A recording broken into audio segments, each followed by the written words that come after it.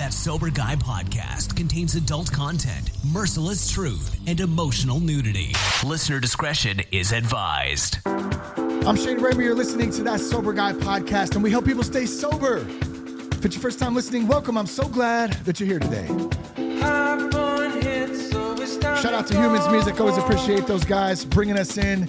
If you're looking for ways to quit drinking, improve your business, improve as a father, a husband, just being a great leader, we have plenty of resources over at thatsoberguy.com. And while you're there, I'd love for you to join our online men's community, the Victory Circle, where you can connect with other men around the country, network, find accountability, all that good stuff. Dudes trying to live life without alcohol. Be sure to follow us on Instagram at That Sober Guy Podcast and subscribe to the YouTube channel as well. We're starting to put out more video on that space as well. So excited about that. I'll tell you what I'm more excited about, though, is my guest today, Mr. Joel Staley. Joel's been on the podcast before, and really excited to talk to him today. He's a fitness coach to over 1,500 men. He's a husband. He's a father. He's also the author of The Total Reset, Reprogram Your Mind, Transform Your Body. And it's a great book, and we're going to dive into that today as Jess and I have been reading it in the last week or so, and it's just got some great stuff in it.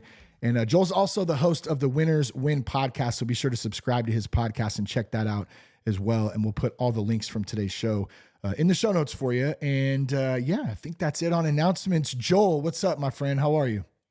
Shane, thanks for having me back, brother. Great to see you. Yeah, dude, always good. Super excited about this one today. We're talking some health and wellness. Obviously, cutting out alcohol and being sober is a part of that. Just trying to be at our peak, at our best as we continue to get, from 30s to 40s to 50s. And man, we're not getting any younger. So we got to try to take care of ourselves along the way. So what's been up with you, man? You just wrote a dang book that's freaking awesome. I got it right here. There it is. The Total Reset. Look at those abs, bro. Are you kidding me? Like, you got to be kidding me right now. Like, dude, shredded. Freaking awesome. Gotta be, man. Yeah, we might not drink bourbon, but that doesn't mean we can't age like a fine one. That's what I say. I love it, man. Good stuff. Yes, that is good. Writing the book's been keeping me busy, and man, I'm just following my passion. Obviously, raising our 3 daughters. Our twins just turned 3. We have a 6-year-old Kennedy. She's the one I talked about last time. She's like, boozers are losers. If you drink, you stink. So she's my little mini me. She keeps me motivated. And then, yeah, man, helping family guys, especially navigate the unique struggles that come along with running kids to and from dance practice, limited time, not wanting to meal prep 6 days a week just to lose a pound every week. Yeah, dude, that was, that was really one of the interesting parts. Sorry, my dog's giving me he's kind of coming up right now. I think he's probably going to bark and want me to let him out actually here in a minute. Okay. Give me 1 sec, dude. I'm sorry, bro. Hold on 1 sec. You're good. Sonny boy, come on, dude. All right. Sonny boy is outside. Okay. So what I was going to respond to with that last statement you made was about, the meal prepping and all that. One of the most interesting things that I related to and Jess related to in the book is how you talked about like the battle of meal prepping and being so strict on this diet. And you basically don't have any fun because you can't even you want to be able to eat a little bit here and there, but when you feel so restricted, it almost just makes it worse. And the 80-20 rule, man, really been thinking a lot about that. However, I think I did 70-30 last night because I hit some truffle fries at the restaurant we went to. Oh man, they were so good. But I felt it afterwards. I'm like, oh man, I think I ate a little bit too much of that. So I don't know where you want to start with this. You want to start with a piece in the book? Do you want to start with the 80-20? Like, maybe just tell us, what your thoughts are and where you started and how, you would kind of relay that to a dude out there listening. So the 80-20 rule is essentially you want to make sure 80% of the food that you eat comes from whole natural sources. Like if you could grow it or kill it, hypothetically, it's great. Steak, chicken, beef, fish, vegetables, rice, potatoes, all that kind of stuff. You want that to make up the bulk of your diet. And then because restrictive diets are very well known for binging later on, you want to use that 20% as a pressure release valve. So instead of just eating, like, keto is the perfect example. We all know, I know hundreds just because of what I do, but we all know a few guys that have done keto for a month or 3 months or 6 months. And then they slip up, they have one bad day, maybe a stressful week. And so they go allow themselves a pancake. And then all of a sudden the floodgates open, because not only have they not had any pancakes in a month or 6 months, they haven't had a bun with their burger, they haven't had any donuts, a cinnamon roll, any French fries. And now they find themselves making up for lost time. And unfortunately, if your only plan is eating 80-20 or keto or whatever it is, the weight loss comes off pretty slowly and then comes back relatively quickly with just a bad few days. Yeah. So the 80-20 rule means we want to prioritize the good stuff, still use that, the kids' cereal and maybe just some of those guilty pleasures and that 20% as a pressure release valve. Yeah. That in and of itself isn't going to be the thing that enables someone to lose like 50 or 60 pounds, like who hasn't tried eating cleaner. But that coupled with strategic fasting is really all you need to not only lose as much body fat as you could ever want to lose, but be in a really good position to keep it off. Yeah. Okay. Got it. Yeah. So, and you're not depriving yourself, because you even talked about, the pizza and cupcakes, like, and it's like me, like I could crush a whole pizza and I'm going to regret it afterwards. But in the time, it's like, man, it's just good. And I don't feel full. I'm just going to go with it, but, it's like the more you restrict it, the worse it gets almost. And I guess that's where that kind of binge, mentality comes in. And it's funny, cause it's kind of the same principle with alcohol. Like it's very similar, in that aspect. Like, it's a binge worthy substance. It could even be shopping, on Amazon, scrolling down, that kind of stuff. But, okay. So with that, the pizza, the cupcakes, how did you get away with the chunky monkey? How dude, I about fell out of my chair when I read that, bro. So I got away with it. In the book, I say my wife has this friend that's always bringing her sisters over, and she's a chunky monkey. Chunky monkeys are going to do what chunky monkeys are going to do, right? You can't get mad at them. When it was my own fault for falling into her frame and letting the cupcakes and pizza harm my diet and what I was working towards. I was blaming her when we got to take ownership. So I started maybe, planning around that. But how I got away with it is it's actually my sister-in-law. And I don't think she'll ever listen to this podcast because she's not sober. But yeah, so that's how I worded it as my wife has this ambiguous friend. If I said it's my sister-in-law, I definitely would be probably getting dragged through the mud right now.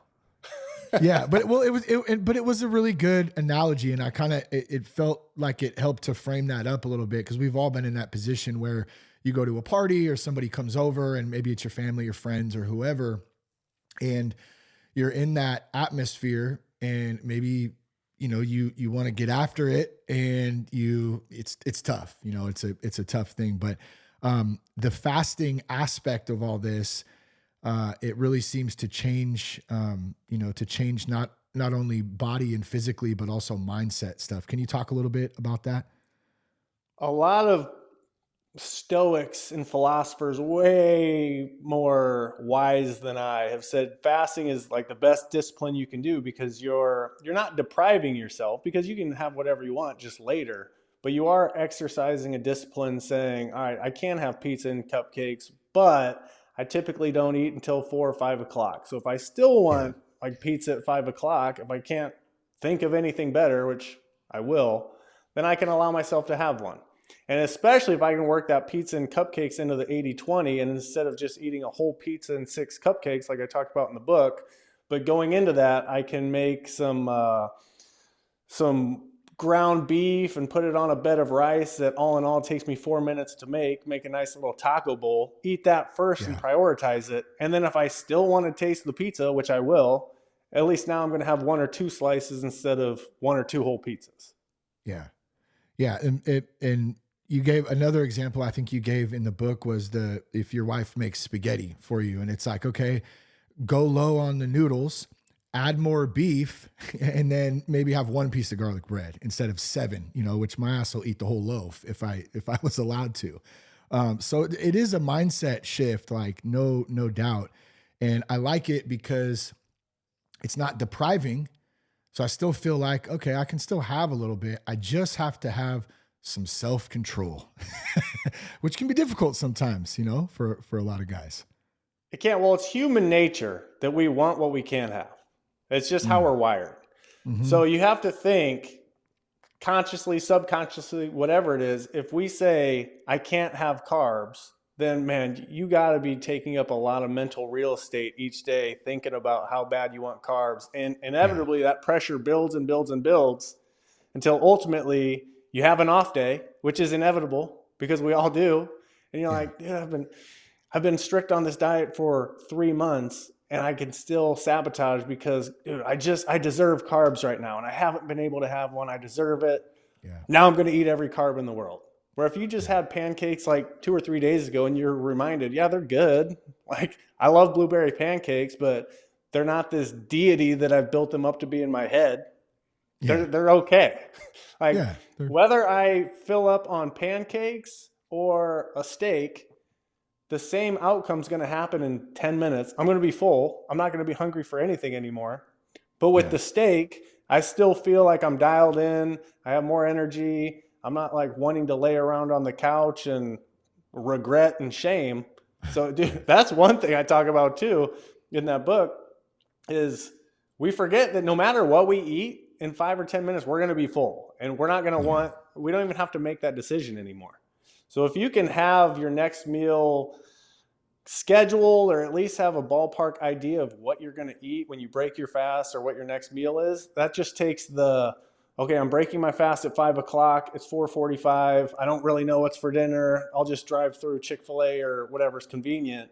Have something in the crock pot. Have like a steak already made, ready to go. It just makes it so much more simple. Yeah, definitely. And like, I'm thinking about that tonight. We'll break our fast today at like 5, or we'll try to do it by 5. It might be a little later with practices and stuff. But last night, Jess and I were hungry, and we said, well, let's go meet. We'll go meet at this little restaurant. And I did chicken tacos, which were pretty good, just a small little shell. But then like I mentioned, I just crushed the truffle fries, man. And I felt it afterwards. I was like, oh, tomorrow I'm doing a steak and a salad or something. So I'll probably try, to your point, maybe a steak tonight or something a little bit lighter as we kind of go forward in this. So you mentioned self-sabotage. So let's kind of dive into this. This is one of my favorite parts of the book, and it's right in the beginning, and it's such a valid question. And whether we're talking about fasting, whether we're talking about food, whether we're talking about alcohol, money, shopping, sex, like whatever the heck it is, like why do some guys fail and why do some guys succeed at whatever it is that they're kind of trying to, have a little more self-control over? Yeah. Have you ever heard something maybe like a couple times throughout your life, but then one time you hear it and then it just hits and you're like, oh, like I felt like I knew that, but I didn't know it. I didn't realize it. I didn't like internalize it. Yeah. So that happened to me probably about 6 to 8 months ago now. I had a prospect, a potential client on a strategy call. And like, we're getting ready to do the paperwork and everything. He's all in, but he had one more question. He's like, so like, what have you seen after working with 1,500 guys, why some guys get immediate results and then sustain them well into the future, and then a certain fraction of guys get really good results within the program, but fast forward a year or 2 years, they find themselves in the same spot. And I didn't have a good answer, man. Like, I automatically wanted to say, oh, they didn't want it bad enough, or they weren't aligned with their purpose or their why. Some of these corny things coaches will just rattle off sometimes, come second nature. But I really thought about it. It didn't make sense to me. But I think a lot of times in life, once a question is posed subconsciously, we start seeking the answer. And so I sat with that question for probably a week or two. And then it just started to become clear as day because I still talk to guys on both fronts. And the guys who I would talk to that went through the program and continued to just keep getting better and better and better results month after month, year after year, they use different verbiage to describe themselves as someone who gained the weight back. And I noticed the guys, like my top clients I've ever worked with in my life, they'd use phrases like, dude, I'm just built different. I'm cut from a different cloth. Like I'm a specimen. Like I'm an animal. Like that was their identity. And they were letting me in on that just by their talk. And then on the flip side of that, when I talked to guys that got really good results within their 90 days, but then they'd gradually gain some weight back, they would say things like, oh, I've just never been a gym person. I'm not a morning guy. I'm a snacker. Oh, I'm a drinker. I've always been a drinker. And it was like they were telling me their identity using their own self-descriptions. And I was like, dude, what is that? Dang. Like, what's that identity? Where's that identity come from? And that's when I started to go down the rabbit hole that 95% of our actions, our habits, and behaviors are driven by our subconscious mind. So consciously, it makes sense. Like, again, I know hundreds of these guys, but we all know one or two. And most of us are this guy. Is you wake up, you get motivated, you get a workout in, you set all your goals, you do good on your diet all day. Like you feel like $1 million. Yeah. And then come like 8 o'clock at night, you just almost find yourself in the pantry going through everything and then just eating like total shit. Yeah. And you're like, what happened? How'd that happen? I was so dialed in all day.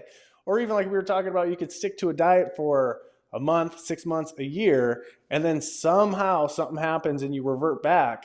And that's because consciously we want these goals. Like consciously, I want a six pack. I want to look good in my clothes. I want to have energy to play with my kids. But subconsciously, maybe I don't think I'm worth it. Maybe I'm a naturally bigger guy. That's my identity.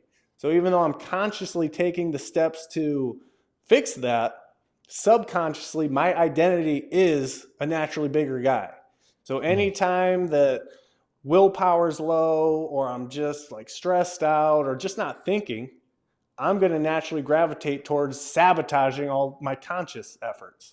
Yeah, man, dude, that's like, I think you're right. That describes so many guys, including myself. Like 8 o'clock, popcorn, maybe some cookies, watching a show, but I did great all day. I hit my protein levels. My workout was great. I didn't eat too much, but nighttime, and it's easy to kind of fall into that cycle. So, okay. So what's the solution to that, Joel? Like, how do we kind of start to, I guess recognizing and using our conscious brain would be one place to start, but, any thoughts on that, or where do you kind of go from there? Yeah, let's get into that. Before we do though, why I was very pumped about bringing this to your audience is because diet and alcohol, I mean, they're very similar in a lot of categories. And as I've talked about in previous podcasts, I've been known to get after it in the old drinking back in my heyday. And if I really go back, it was because I idolized some certain people in my life from a young age who I thought were really cool. They drank. And then I get into high school, all the cool kids, the party animals that are drinking. I get into the Navy. By this time, it's a habit. I go out, I'm drinking with all my friends. By the time I grow up and I have kids and a family, I think for decades now, I'm like, oh yeah, just family get-togethers, nighttime, and that's what the cool kids do. I'm a drinker. I like drinking. Yeah. And that's not the case. I don't like drinking. I wake up with a headache. I feel like a shittier dad. It causes all the problems. But because my identity is like, oh yeah, I like drinking, that was reinforcing. I might not drink for a few days, and then I'll wake up the next morning with like a super hangover, and I made up for lost time again. So to answer your question, step one is understanding that from the age 0, like right when we're born, till we're about 7 years old, we're in what's known as theta state, meaning our brain waves, we're in record mode. We're a blank canvas. So we're looking at our parents, we're looking at our siblings, we're looking at the TV, the commercials, listening to music. We're absorbing, we're getting programmed. We're like very programmable creatures just by definition. So if your parents drank or your parents were bigger and they're using language like, oh yeah, we're just big in this family, or you don't want to be like a fitness freak, or any of these little things. Yeah. All it takes is that initial program to get set. And then what happens is we have this thing in our brain called the reticular activating system, where it's just looking for proof. So if you're a baby, we'll keep the diet. And then let's say you're with your mom, who's a heavy set lady. I'm not calling your mom that. I don't know Shane's mom. But let's say she is for this example. And you're in the back seat and your heavy set lady mom gets cut off by some lady leaving the gym. She could just say something along the lines of like, oh, who's this skinny bitch think she is? Got all these fit. Like, she could say anything. Yeah. She sets the program. And now this thing called the reticular activating system in your brain from that day until present day is looking for reasons why what she said is true. So now you're not seeing all the good things these fitness people are doing or how you feel better when you're more dialed into your training and nutrition. You're looking for reasons why the mom that you looked up to for so many years that raised you wasn't lying to you or she wasn't wrong. And so now every time someone that's fit or anything around that happens, it's just reinforced and reinforced and reinforced for decades. So it's our job to identify what those programs are that are working against us and then subtly uproot them and replace them with programs that are more in alignment with where we're looking to go. Dang, dude, such a great example right there. And thanks for not calling my mom fat. I love you, Mom. It's not what Joel was saying. Mom's listens sometimes, so she's awesome. But dude, like it's such a good example of that because we're programmed since birth. Even in the things like I like to say sometimes, I only know what I've been told in a sense. And so really the only thing that is actual reality that I know 100% to be true would be like what I'm doing right now in this moment, like what I see, what I can physically touch or feel or talk or whatever. And a lot of the other things, even I feel like this ties into media a lot, news, social media, current events, all of those things. Like, well, just imagine this, like take away all of that stuff and just like live in the reality of your community and your space for a week. And what all of that stuff means absolutely nothing at the end of the day, for the most part. You know what I mean? Some maybe cost of living, sometimes that might have little effects. Eggs are kind of expensive, but like, you know what I'm saying? Like for the most part, everything around us is like what we're being programmed in a sense. And so this is no different than that. We've been programmed since we were young. And so what you're saying is sometimes those negative things get programmed into us and they're so hard to break as we get older. What are some of the solutions or ways we can start to break those and identify them? Is it just talking about it? Is it therapy? Is it 12-step? Is it hiring you as a coach? Like, I mean, what are the options that are good? So what I found works really well, and this was actually a client that I worked with a while back, tried to get me to do these, and I resisted at first because it didn't make sense to me at the time. And then when the timing was right, I implemented it, and I've been doing it every day since, is affirmations, which a lot of us are familiar with. I have my own spin on them, but going back to the 0 to 7, we're in that theta state. Yeah. We're also in that theta state present day, but only for a very fleeting moment when we're first waking up in the morning and then when we're just about to go to bed at night. So talking about the media, dude, you're spot on. They know this, obviously. We're programmable creatures. We're extra programmable in those hours, like that hour before we're about to go to bed, which happens to be when you're going to see all the fast food commercials, all the Domino's pizza commercials, all the opioid commercials. They know, okay, the people watching this are falling asleep. They're drifting off. Time to set the program. So what I would recommend as far as the affirmations go is do affirmations, which just means like an affirmation is I am fit and healthy. I constantly make good decisions when it comes to my diet and nutrition. I am a morning person. Whatever you want that ideal 2.0 version of yourself to look like, do that first thing when you wake up, last thing when you go to bed. If you want to make it super simple like I do, I record myself saying affirmations and I'll just listen to them on my way to the gym in the morning, and then I'll listen to them as I catch myself dozing off right before bed. They're in my own voice. It sounds like almost an internal dialogue, but it's me with headphones on listening to my own affirmations. That's a really good way. That's simple. Yeah. Now you have to think about affirmations kind of like a bicep curl, where you can't do it one time and expect to have giant biceps. It is a rep. Yeah. Like the reps add up. Yeah. The John Catapano who described it to me was, think about our subconscious is this, it could be a glass of water, it could be a bucket of water, it could be a lake. Like, you don't know. And each affirmation is almost like a drop of lemon juice. Eventually there's going to be a turning point where you turn that water into lemonade. It could be 100 affirmations. It could be 10,000 affirmations. You don't know. You just got to put the work in. But that's a really simple way of starting to reprogram some of the areas that you find yourself self-sabotaging in. Yeah. Yeah. I love it, man. Affirmations are so, they're huge, but you're right. It's not an overnight thing. Like none of this is really overnight. Can we speed up the process in certain things with little hacks and stuff? Absolutely.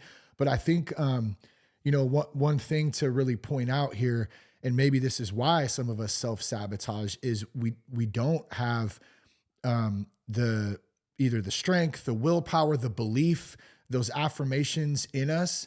And so when we don't see the results after, 10 days or whatever thing we're looking for, then we quit or we give up. And so all this stuff like quitting alcohol, getting in shape, eating better, feeling better overall, all those things, they take time and they take dedication, and it takes a bit of patience, and it takes hard work. And, that's probably why, not everybody is as successful as they'd like to be, because it's a process. But we only fail when we quit. So I think it's important to keep going and have some guidance, some community, some support along the way too. And that's such a huge part of it. And I was where the hell was I going with that? I don't know, but we could talk about Al Bundy syndrome real quick. Yeah, let's with do it. That. Oh no, I know where I was going to go with that. So with the self-sabotage stuff, like you had mentioned about the subconscious mind, right? Those desired outcomes. So how do we go the distance with that? Like, how do we stay on what I was just, describing there? Like what we try to keep going or whatever. How do we do that? How do we stick with it? Well, first of all, you have to identify what it is. And this is going to probably stand out like a sore thumb once you really realize, like, what's the one thing that you find yourself constantly striving for, but you always seem to hit this glass ceiling and then revert backwards. It could be the amount of money you make. It could be your fitness goals. It could be your relationships, where you always attract the same type of abusive behavior for one reason or another. Like, where are you constantly getting stuck at? That's a red flag that your subconscious is working against you. You consciously want to get out of this struggle and this pain, but somehow subconsciously you always revert back to square one. Yeah. After you identify it, what I do is I have a 2.0 self exercise. So that's like 5 years down the road. What do my finances look like? What percentage body fat am I? What's a typical day look like? Who am I spending my time with? Where am I traveling to? And just 5 years from now, if I removed all perceived limitations, what would I want my life to look like? Right? And then based on that, you can either do affirmations and then describe that 2.0 life. Like, I am surrounded by people that care about me. I am 6% body fat. I am a morning person who loves owning my mornings and going to the gym. Like, you could set it that way. Or, as I talk about in the book, you could do what are known as affirmations, because the subconscious mind is always trying to connect the dots. And like I mentioned earlier, when a question is posed, our minds go to work trying to find the answer. You can reframe those affirmations into afformations, which is like you're taking a glimpse at your 2.0 self 5 years down the road and genuinely asking yourself, how am I 6% body fat? Like, how am I constantly surrounded by people who care about me and want what's best for me? How do I have this abundance mindset? Why am I so surrounded by endless opportunities? And then what's crazy is, dude, I'm telling you, this stuff is life-changing because I put this on my headphones right before I drift off for bed, and I can consciously like feel the wheels turning even as I'm sleeping, and I wake up in an awesome mood. Like, it's crazy. I legitimately am brainwashing myself to be successful, and I'm all about it. In a good way. So by making it extra easy, simple scales, like I said earlier. If you overcomplicate it and it's this big to-do and you're trying to navigate it on top of your career and your family responsibilities and this, that, and the other thing, and it's just another thing to worry about, chances are overwhelming that you're not going to stick to it for very long, which is why, I really like taking the 10 minutes and recording them on loop and just listening to them on my headphones. Yeah. But another thing that I do, because visualization is so big, that's why like Michael Phelps and Kobe Bryant, Conor McGregor, all the best of the best will tell you about visualization. What I've done is I've taken pictures and video clips and I've created what's called a mind movie. So instead of sitting there and trying to meditate, but you're thinking about, oh, did I move the clothes from the washer to the dryer? Oh, God, I got to do this, that, and the other thing tomorrow. And just kind of being all over the place. It's kind of hard to put into practice. Man, I make these mind movies that have, dude, I'm like on a yacht. I'm like dancing with my wife in Mexico. I'm like, I got pictures of my ideal physique on there. And I put them in a VR headset that I got on Amazon for $20. And before I go to bed, I just watch my 8-minute mind movie. And it's got like my 2.0 life right there. And dude, it's awesome. It's the reps. You can see it twice a day. I'm on a private jet, dude. I'm on like a yacht. I'm with my wife traveling the world. At a certain point, your subconscious starts to accept it as reality. It becomes your new identity. And you start making choices more in alignment with that 2.0 self as compared to like where you're currently at. Yeah. Dude, that's so, the VR thing, that's so crazy. I got to try that. I definitely got to try that. That was pretty sweet. And you said you do it at night before bed or in the morning? You can kind of do it when? I try to capitalize on the theta state, man. So it's honestly the first thing I do before I even open my phone in the morning. And I love doing it. So it's not a big to do. Like it's like I'm on a private jet, dude. It's awesome. I'm jet skiing on the open ocean. It's legitimately the best. I got like my ideal house on the lake on there. Like I always feel pumped up and ready to get after it afterwards. And then I also do it not right before I go to bed, but as I get in bed, and me and my wife will usually watch one of her murder shows or whatever. And then after that, I'll put on the old mind movie and get jazzed up before bed. Yeah, that's so awesome, bro. I love that. Okay, so we spent some time on mindset stuff, and appreciate you sharing all that. So like I'm gonna have to go back and listen to this a couple times just to make sure I get everything. Let's kind of go into some of the fasting stuff, and then maybe we'll get into some of the workout stuff too, if that's cool. But the fasting, like, just give us a quick breakdown on like fasting in general. I know some people say, oh, it's not healthy for you. Is it good for you? Is it not? Like, there's all kinds of things around that. So kind of break it down in simple terms for us. Yeah, it's so funny because our client results are unparalleled. And I say that humbly, but they just are objectively. Yeah. And yet our referrals are very, very low. And the reason for that is because all of our clients who do the long fast and lose 30, 40, 50 pounds in 90 days, and all their coworkers and extended family, they're like, what have you been doing? They tell them about the fasting. And because we've been programmed to think breakfast is the most important part of the day, you got to eat every 3 hours or you're going to die. Everyone they tell, man, they're a walking billboard, but they're constantly met with, oh, I could never do that.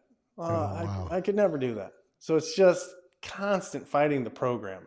So I attract a certain group of legends. But yeah, man, the fasting, people don't realize you burn body fat when you're sleeping. And as soon as you introduce calories, so whether you have eggs in the morning or a pancake or protein shake, doesn't matter. Your body stops burning body fat and starts working on burning those calories. It prioritizes those incoming calories. So if we're talking about just pushing like intermittent fasting and eating later in the day, all you're really doing is extending that fat burning window and letting your body do what it wants to do, which is burn the stubborn body fat, like around your midsection, especially if you're a guy. Now, what a lot of people don't realize is the first 24 hours of a fast is the most challenging and you get the least amount of benefits from it. So you just wrapped up a 48. I assume 24 hours in versus 36 hours in when you like woke up Tuesday morning. How'd you feel Tuesday morning? I guess I'll just ask you that. Yeah. So Tuesday morning I actually felt pretty good. I drank some black coffee, water with electrolytes. We use Relight. And I didn't really start feeling hungry until like late in the afternoon. As it was getting closer to 5 o'clock when I knew that Jess and I were going to go eat, that's when I started getting hungry. My brain was working, and I could kind of feel it. So yeah, the first part of the morning though was not hard. Yeah, I call that the light at the end of the tunnel syndrome, where you're so close yet so far. Like those last few hours are kind of a dogfight sometimes. But because come hour 36, you're now in ketosis. You've burned through all your stored carbs. Your body's running on pure body fat. That's when your hunger subsides. That's when all the health benefits start happening. If you can make it till day 2, you can essentially, with some practice, go as long as you want. I just had a client, I'll give him a shout out, Dustin James, in November of 2024. He fasted all through the month. He fasted 32 days and lost 40 pounds. He went from 207 to like 167, I believe it was. Dang. And even if you ask him, he'll tell you the most challenging part of the entire 32-day fast was the initial 24 hours. Yeah. So what's nice is knowing that if you can make it to day 2, then instead of extending your fat burning window 12 or 15 or 20 hours, you can extend your fat burning window 48, 72 hours and essentially lose like a pound of fat a day. And then there's also a bunch of health benefits associated with it because you're giving your digestive system a much needed break, because we weren't supposed to digest food 24/7. Yeah. Yeah. Eating like 6 times a day. And that is one thing Jess said this morning, actually, as we were kind of getting ready to go.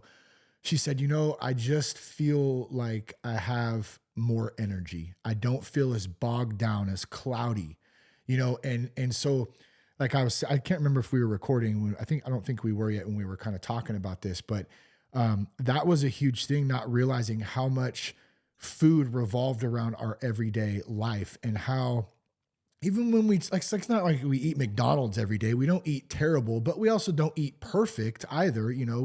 It's kind of a give and take type of thing, but there are a lot of times where we overeat, or moods affect, eating habits, all that stuff involved. And you just feel sluggish. You just feel slow and full a lot. And so, definitely, Jess is feeling that way. I'm feeling that way too.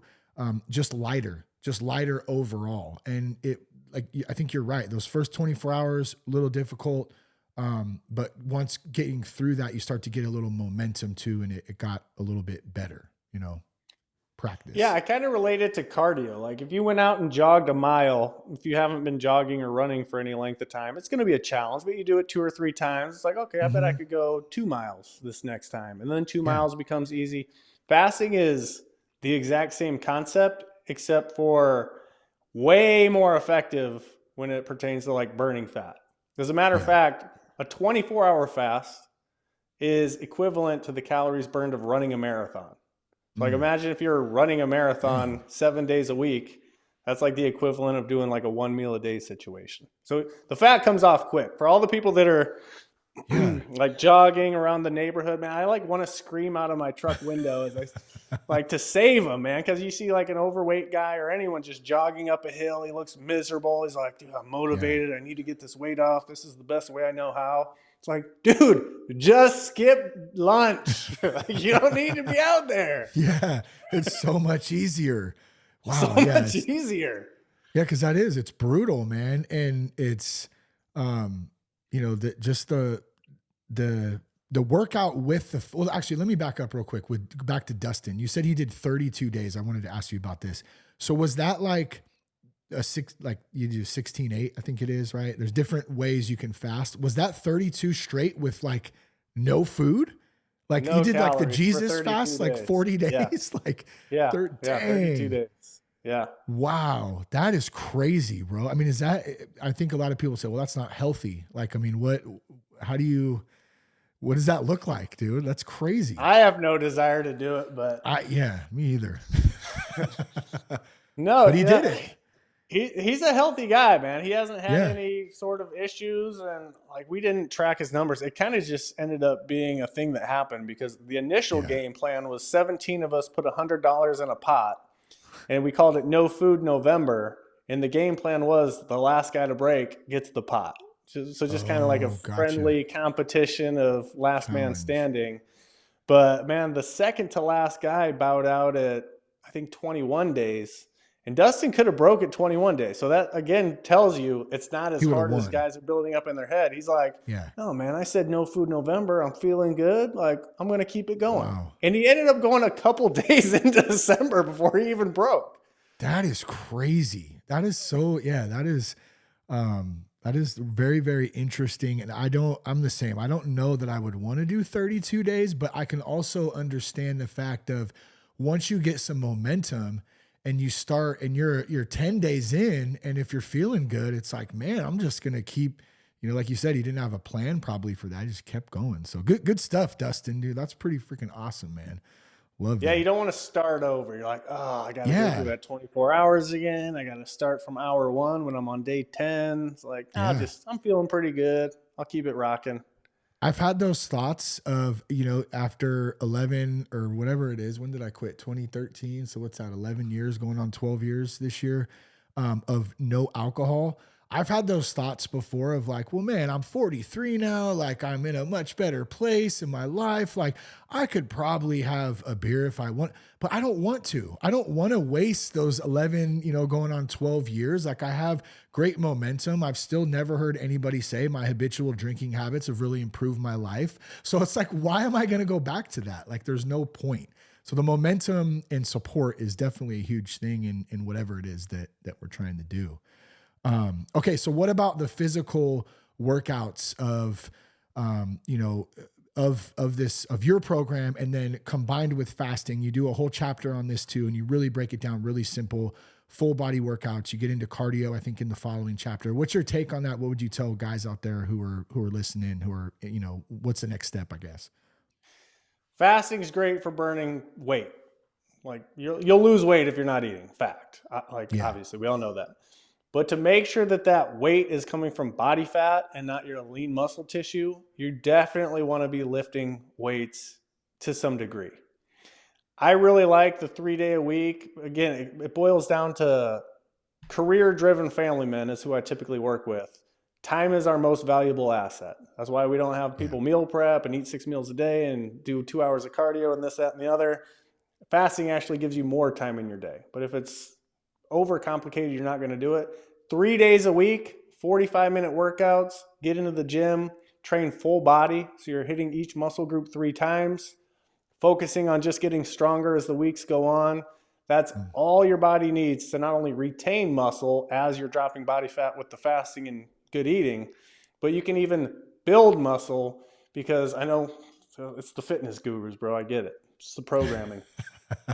We think we need all this protein, like crazy amounts of protein. If you're not eating for days on end, how can you possibly build muscle?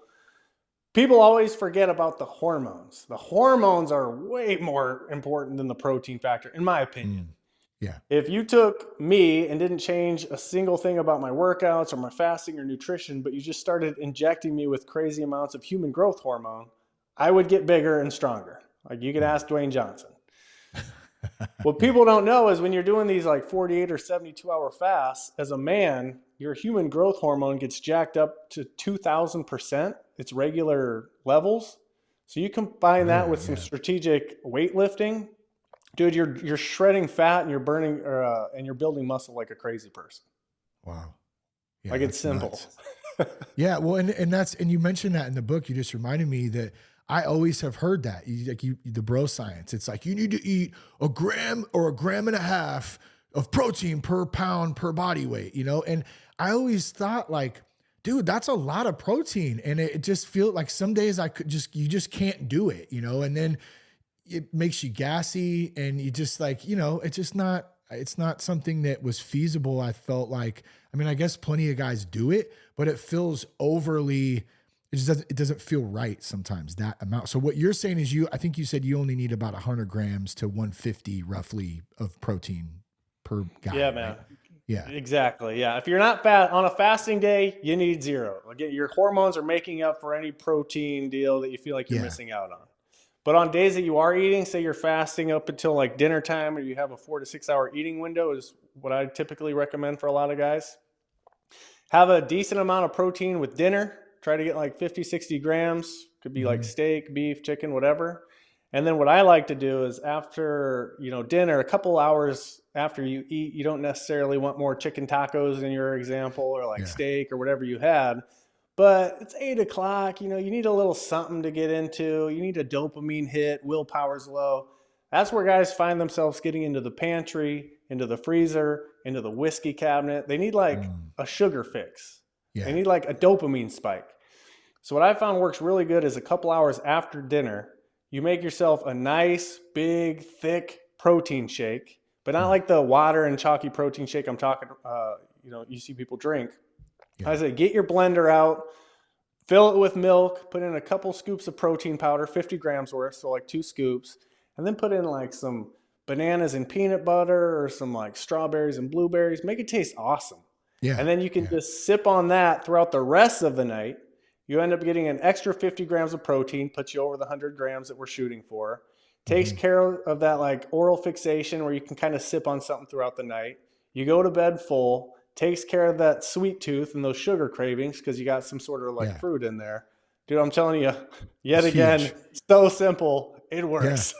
Yeah, I love it, man. I love it. Thanks so much for sharing that. And that's in the book as well, too. That's part of the, the program in there as well.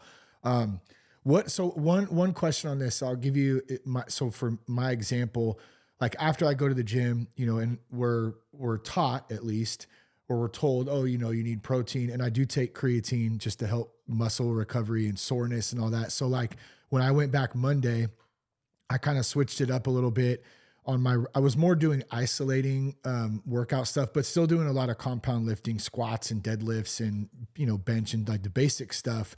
But on Monday, I did the program straight out of the book. It was like squats, shoulder press, rows, I think some barbell curls and some tricep extension. I did the whole thing, right? And then I obviously didn't eat because I was fasting. And what I did notice is I was really sore, like more than usual, even though I do those exercises pretty often. So is there a way around that, or is that just normal and something you kind of deal with for the first 10 days or something?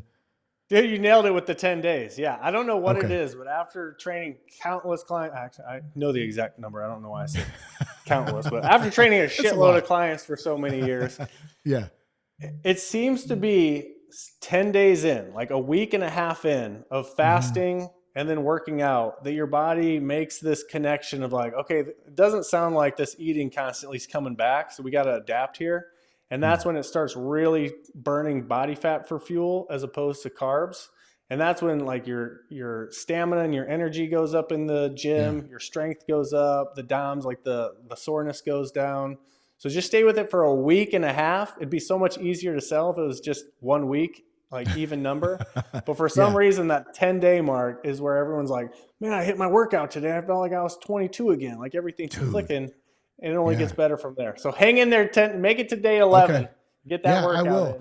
No, I will definitely. And I even did cardio yesterday. I walked/ran 3 miles, and that was without eating, for the 24-hour period, probably a little longer than that by the time I made it to the gym. And I felt cool. It wasn't like I wasn't dying. You know what I mean? I wasn't feeling sick. I wasn't sluggish. I actually felt pretty good. So it's really cool to see, to see the results, like even in the early stages, like, and not even so much the results, like I can do this.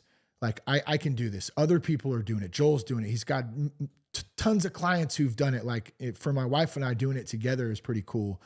too. So really appreciate the book, dude. Like just giving us some insight into it. I have a few quick questions. I told my wife that I would ask you if that's cool. Is that okay? Yeah, of course. Can I drop where guys can get the book just in case? Oh yeah, absolutely. Download? Absolutely. Yeah, please. All right, beautiful. So if you want the book, and I also threw in an accompanying course because I know, I think 10 to 20% of people will actually read the book. And then, so I thought maybe like a course breakdown would be helpful for the guys that just wanted some videos. You can get all that at shedfatfast.com/total reset. And then grab it. Perfect. Shedfatfast.com/total reset. And that will be in the show notes, guys. So it's super easy to find. Just go down. You can click on it. It'll take you right to Joel's site. And the same with the podcast too. So make sure you guys subscribe to the Winners Win podcast. Okay. So a couple quick things. Collagen. Do you use collagen? I know Jess puts it in her coffee. She's had a quick question about that. Like, is collagen cool? Does it helpful? Does it matter if you're fasting or anything? It's definitely helpful. I don't personally use it because I haven't had any like tendon or joint issues whatsoever. Did she check the calories on it? Because I'm sure some have calories and some don't. That's like the common thread with most. If you are going to have something with calories in it, I just typically have a rule of thumb, like zero's better, but it's not always like feasible at all times. So like anything under 15 calories is, you can kind of sweep it under the rug. If it's more than that, she could still take it. I would just take it like within her eating window or whenever she's allowing herself those calories. Okay, perfect. Next thing, there is about 20-25% females that do listen to Sober Guy. And so with that in mind, and with Jess's experience in mind, one of the questions she had was, is there like, do you have a take like on a woman's perspective? Obviously, like how does this differ from men's? Obviously you work with mostly dudes. Does this differ from a woman's perspective with hormones involved, with aging? Any thoughts on that, or advice, tips, anything? So we work with exclusively men now, but back a few years ago, we worked with quite a few women because if a guy's wife wanted to join, we'd allow her. If someone around the office noticed the guy was seeing insane results and joined, we was just like, we didn't market to them, but if they came in, we weren't going to turn them away. We are strictly guys now just because I like the culture of it. But one thing that was crazy about the women is that I had so many women go through the 12-week program, and about halfway through, when they'd been struggling to like conceive, they were just getting pregnant left and right. Oh, it was almost like that. Dude, yeah. So we had to like obviously stop fasting now, like you have a baby in your belly. Yeah. But I think that women's hormones these days, kind of like guys' testosterone, is so wonky, whether it's from like, whatever it is. Yeah. The fasting in and of itself kind of reset their hormones and made them more balanced. And they just like were getting pregnant all the time. Dang, that's more of a fun fact than anything you were asking, but I just always find that fascinating. Yeah. But yeah, so women naturally hold a little bit more fat only because they are the ones that do have babies in their belly, and they need to be responsible for having enough stored energy on them to feed not only them, but also like the infant and what have you. So I have noticed that if you have a lot of weight to lose, then you can get just as aggressive as the guys are. Like you can fast for 32 days on end if you have 100 pounds to lose. Yeah. But as you get leaner, closer to like that 15 to 20% body fat, your body does start fighting you a little bit more. So the good news with fasting and all of this, the 80-20, the workouts, everything, is that it's very malleable. And my wife, Amy, she just got bit by the fasting bug like 2 or 3 years ago and just started doing one meal a day, or like pushing her calories later in the day. And she lost like the last 15 pounds relatively quickly and has kept it off since. So if you're already naturally leaner, one meal a day or like a smaller eating window later in the day, maybe an occasional 48, that's going to be all you need. But if you do have a lot of weight to lose, actually, oh man, I should give her a shout out. Last time I was on the podcast, an awesome, beautiful lady, and I apologize, I forgot your name at this point. It was about a year ago, but did sign up and do our 12-week program, lost a bunch of weight. Dude, she was rolling 72s and 48s with the big boys, so she was a champ. So you definitely can if you have the weight to lose. Oh yeah. Okay. Good to know, man. Good to know. Yeah. The 48s. I'm looking forward to trying a 72. I'm going to get there. That's the next phase, I think, as we kind of work through this first week. So I'll have to text you or call you and let you know how that goes. Okay. So before we wrap up, anything you want to add before we wrap up today? I'm just almost kind of embarrassed. I've been sleeping on the subconscious mind for so long, when that seems to be where most of our problems, if not all of them, stem from. So really dig deep into that, read the book, but do your own kind of go down your own rabbit holes as well, because it is a fascinating subject that we have this supercomputer that essentially is making our decisions 7 seconds before we're even consciously making them. I mean, I think I talk about that in the book, where like they've done studies. They know which cup you're going to grab for, or which button you're going to press 7 seconds before you actually press it. That's your subconscious. So you might think you're driving the ship, but until you take an analysis of that supercomputer that's driving your behaviors, it's just like, you might see some temporary results, but you're going to keep stubbing your toe eventually. Yeah. Amen to that, dude. That's good. Here's the book one more time. Get it in there. The Total Reset. Guys, go pick it up. It's awesome. And tell us one more time where you can reach out to you, find you, and get more info about you or the book, Joel. So I'm at Joel Staley Fitness on Instagram. I follow Shane. You can find me in his followers. If you want to get the book, shedfatfast.com/total reset. And then if you want to set up a call from there and come up with a personalized strategy, I'm happy to do so. Awesome, man. Thanks so much for coming on the podcast again. We'll have to do this again in the next few months or so. I'd love to have you back on. And Joel, always appreciate you, man. Thank you, bro. Appreciate you, Shane. Thanks for tuning in today. I hope some spoke to you. Share the podcast with a friend. Join the Victory Circle, our free Sober Guy men's community. You can do that at thatsoberguy.com. Until next time, keep your blood clean.